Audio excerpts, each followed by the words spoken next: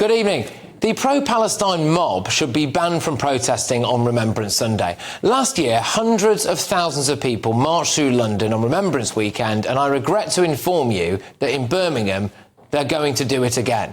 Look at this poster put online by Birmingham for Palestine. So they say that on Sunday, the 10th of November, they're going to gather in Birmingham to, quote, honour the martyrs, honour the strong martyrs, and mourn the murder of innocent Palestinians. They're also apparently going to be praying in congregation. They're told to bring wudu, which is the ritual washing performed by Muslims before prayer. It's not as if we don't have enough pro-Palestine marches all the time, is it? In fact, we have had plenty where they've climbed on war memorials and committed criminal damage.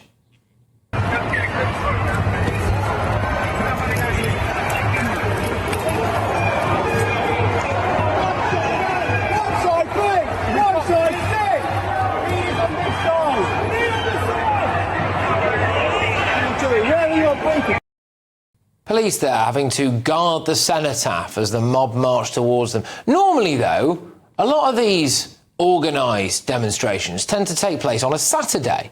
Well, why then has this one in Birmingham been organised specifically for the Sunday?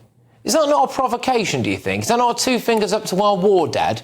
The pro-Palestine mob are the most entitled, disrespectful bunch of people. They've targeted MPs' homes.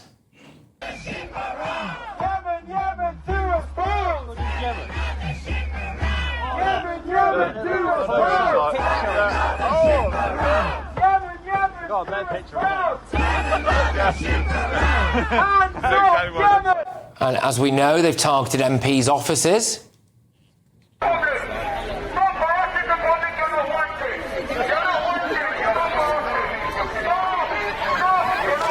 Yeah, so there they are outside Labour MPs' offices. They've also targeted Jewish charities.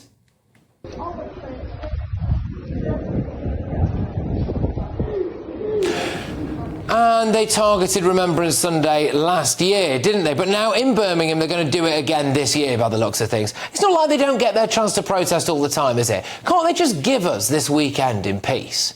Anybody who shares Britain's culture or values would never, ever do what they're planning. And for people saying this is free speech, no.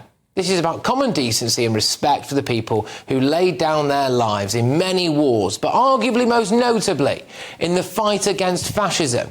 And now we have people who behave like fascists, waving Palestinian flags right here in Britain, screaming at people, turfing them off the streets, disrupting their daily lives. Now, we contacted the local council in Birmingham there. We asked if they'd stop it. They just told us to go to the police. We went to the police. They haven't replied. Well, I'm sorry, but I think it's reasonable to question whether somebody who wants to conduct a pro-Palestine demonstration on the most sombre day in the British calendar really belongs in Britain. Let's get our thoughts from my panellists now. We've got the economist and broadcaster Esther Krakow. We're also joined by the director of the Centre of Migration and Economic Prosperity, Stephen Wolfe, and the former Labour Minister, Bill Rammell. Stephen, I'll come to you on this. I mean, is there any place in Britain for this kind of stuff, really? Seriously? On Remembrance Sunday?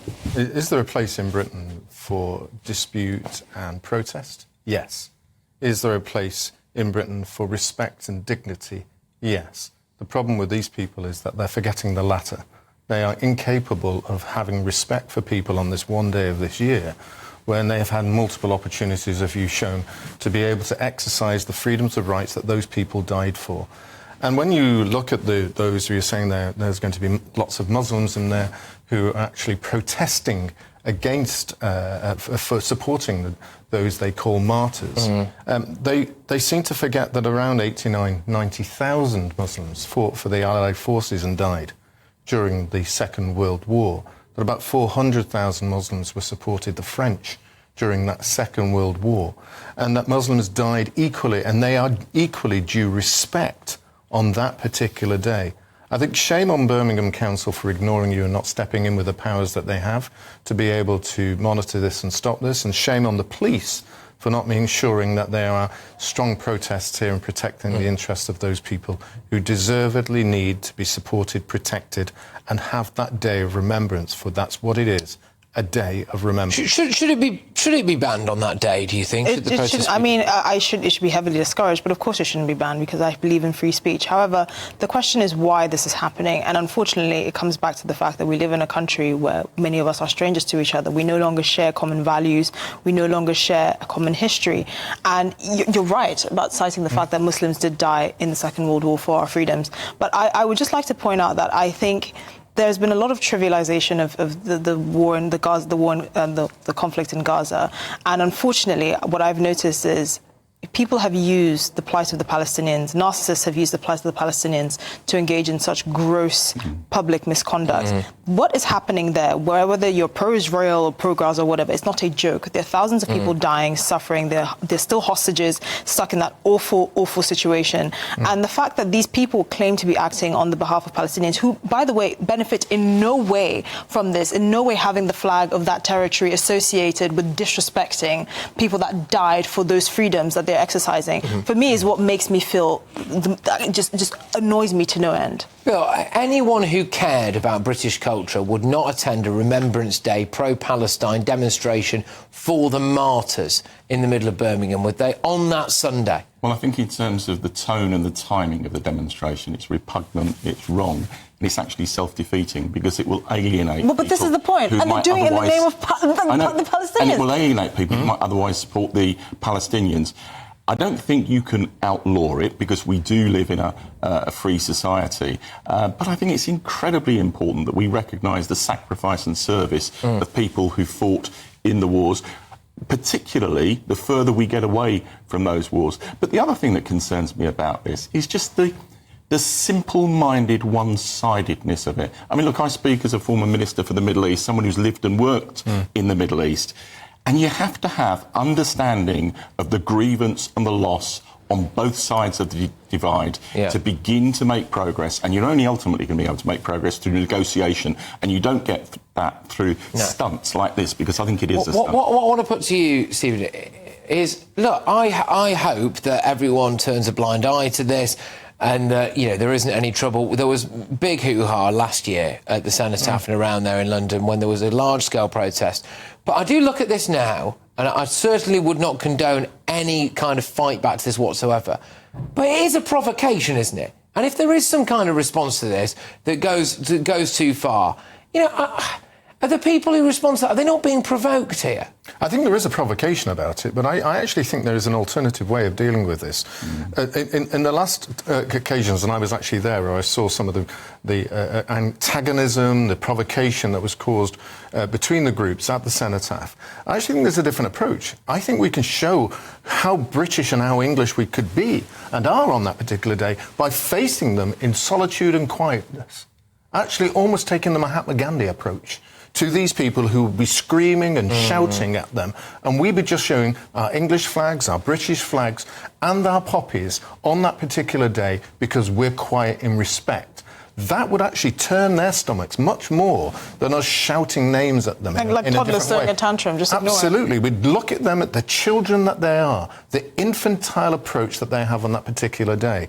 And whereas I do understand that both your arguments are saying, and I'm one who's not one for banning people, then use the powers of local government and the police to actually move the march in such a way that it's in a place that no one's even interested in wanting to go. Well, get them away from the city centre. I agree with that. And use the power of persuasion. Anyone who organises a demonstration has to negotiate with the police about the organisation of that demonstration. Now, to give them a modicum of credit, it's not actually between 10 o'clock and 12 o'clock, which is the acute time for remembrance. I mean, it starts out at 12, I get what your point, but the point is it starts at 12, which means there will have to be a congregation before 12. Absolutely, and that's where I think the leverage of negotiation with the police should have come in and say, right, you can have your demonstration, start at 3 o'clock in the afternoon. Yeah, exactly. And can I just say, so the only comment that we've had back from the police, by the way, is this. Now, the relevant persons will deal with the matter accordingly.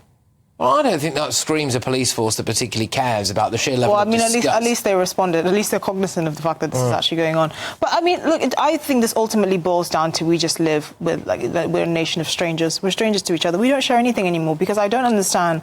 I mean, can you imagine sort of doing this on, Indian Independence Day? right? Doing something of this magnitude. This thing, when we actually look outside of ourselves and we look to other countries that actually cherish their national identity and their history and have things that they all share in common that are important to them, you would never see them tolerating this. And I'm not saying they should go on and beat protesters. I do take pride in the fact that we're a country where free speech still means something, at least in large part. But we don't really share very much anymore. We did tolerate. Not that we needed to tolerate it, but it happened, and there was a big deal made out of it. Pakistan Independence Day. There were massive celebrations. They shut down parts of Southall for it. When we hoisted the Pakistani flag over Westminster Abbey at one point, and indeed over various different buildings in Birmingham, for that matter. OK, can we not just have Remembrance Sunday? I think it's a failure in our culture, to be honest, and I go along with you on this. I mean, I've argued for a long time we've got a failure of, and that's actually those arguing against me at the moment coming in.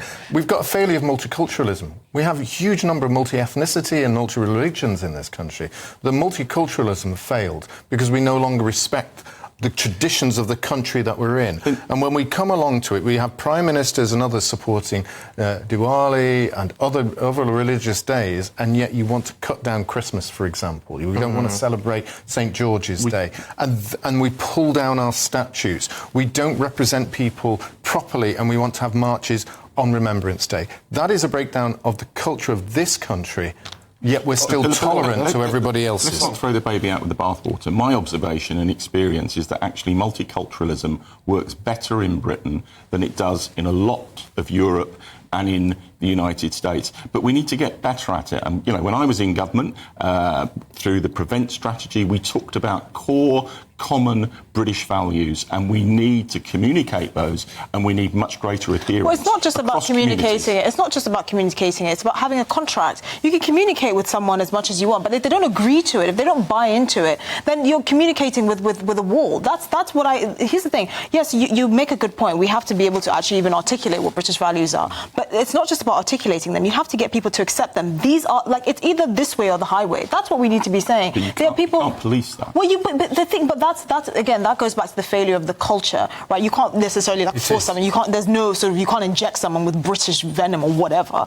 But that's where the culture comes in. It shouldn't be. It should be completely socially unacceptable to be doing this on Remembrance Sunday. It feels like they're trying to commandeer. It feels like they are trying to commandeer Remembrance Sunday specifically for their own cause. It says, "Join us to honour martyrs and mourn the murder of innocent Palestinians for 76 years, honouring our strong martyrs." They're doing it on a Sunday. Again, I will stress. All right, we've seen issues that have flared up when there's been a vote in Parliament outside the House of Commons or an MP's house or things like that have been midweek. We've seen the big demonstrations every other Saturday. This is specifically on a Sunday, it's called Remembrance Day demonstration, trying to commandeer what is frankly a sacred day in the British calendar for their own cause. I just find it disgusting. It's an arrogant lack of respect. And I think in verbal terms, that needs challenging, and I think the police should intervene to try and move the timing of the I also think it's something very modern, and I think it's very aggressive towards the country that we're in, because socialists, pacifists